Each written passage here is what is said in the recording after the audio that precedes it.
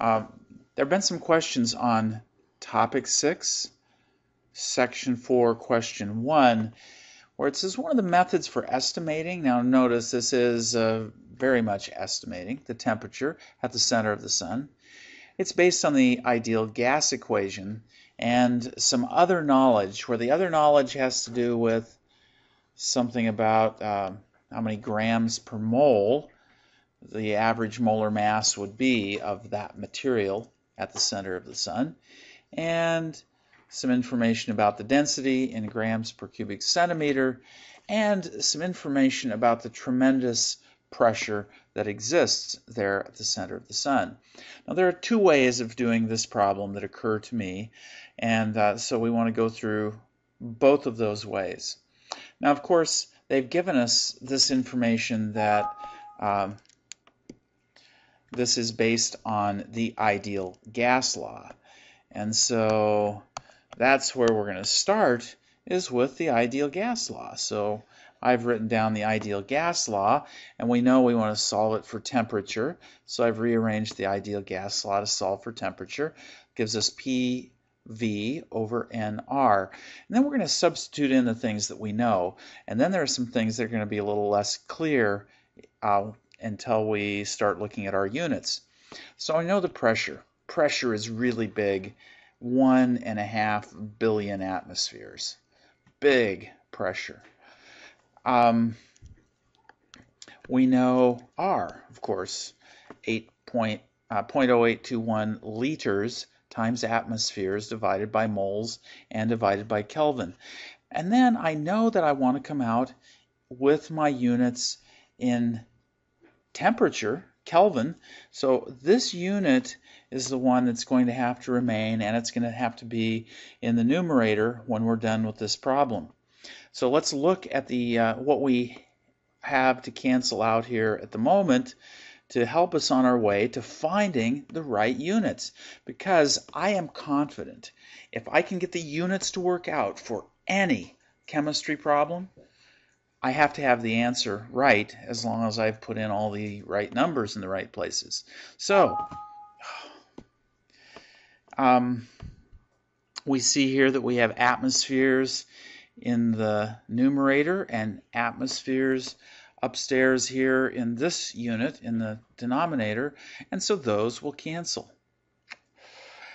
What else do I need to get to cancel? Well, I need to get liters and moles to cancel. So in order to get liters to cancel, I'm going to need to look at my units. Now, my units that have liters in them are grams divided by, well, I've got grams per cubic centimeter here, and I need to get that into grams per liter. So I'm going to do a quick conversion, 1.98 grams per centimeter, and I'm going to say, oops, let's multiply there, centimeter cubed. I want 1,000 centimeters cubed per 1 liter, and the centimeters cubed cancel, and I end up here with 1,980 grams per liter. So where can I put that so the liters will cancel? Well, in order for this liter to cancel that's in the numerator downstairs in this problem, I can't put it in the denominator up here because then it won't cancel. I've got to put it down here, 1,980 grams per liter. Now notice that if we just look at this bottom part of our fraction, that this liter and this liter will factor out and go away. But now I've got this problem that I have grams in my units. I need to get rid of grams and I need to get rid of moles. Well, guess what? If I put the 2.23 grams per mole up here, that's from this number right here, notice the grams are upstairs down here and upstairs up here, so they will factor to 1 and go away. Now what about moles? Well, moles are downstairs up here and downstairs down here, so they will factor out. And so now I have a number divided by 1 over k, and if I divide by 1 over k, that k just inverts. You know, when you multiply, you invert the fraction, and it comes upstairs, and it's Kelvin. So if I do this, I'm pretty confident I am going to get the right answer.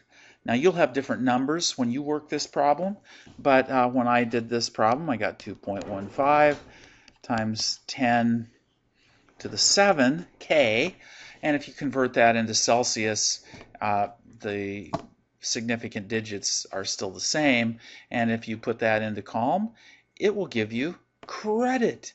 Now, that's one way of solving the problem, but the other way to solve the problem is this. You know, the first solution here simply relied on us saying, I haven't got a clue what's going on. I'm just going to work it through with the units and trust that if I take care of the units, they will take care of me.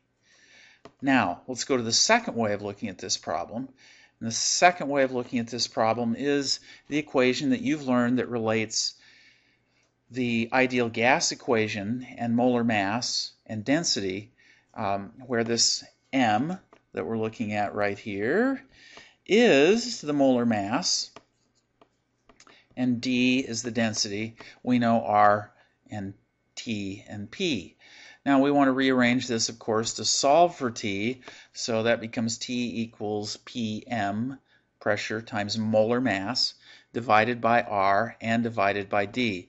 So we put in the pressure. Here's our pressure, the 1.57 times 10 to the 9 atmospheres. And we have R, 0.0821 liter atmospheres divided by mole Kelvin. Now let's see if we have anything that's molar mass. Do you remember the units of molar mass? Well, the units of molar mass are always grams per mole. And look at that. We've got grams per mole. We have molar mass. So I'm going to just write the molar mass in up here, 2.23 grams per mole. And notice my mole is downstairs up here and downstairs down here, so they'll factor out. The atmosphere is upstairs up here and upstairs down here, so they'll cancel out. And what else do we have left? Density. Do we have anything that's density that will cancel out the liters? Well, here we have density, the 1.98 grams per centimeter cubed. We do need to convert that to grams per liter, and as we saw on the previous page, that comes out to be 1,980 grams per liter. Now, notice here our liters cancel and our grams cancel. And do we have any units left? There it is, K. They're actually 1 over K. And when we move that back into the numerator, we invert it to multiply. Invert and multiply and get it back up in the denominator, and it just becomes K. And we have 2.15 times 10 to the 7 once again. So there you go. Where's my easy button?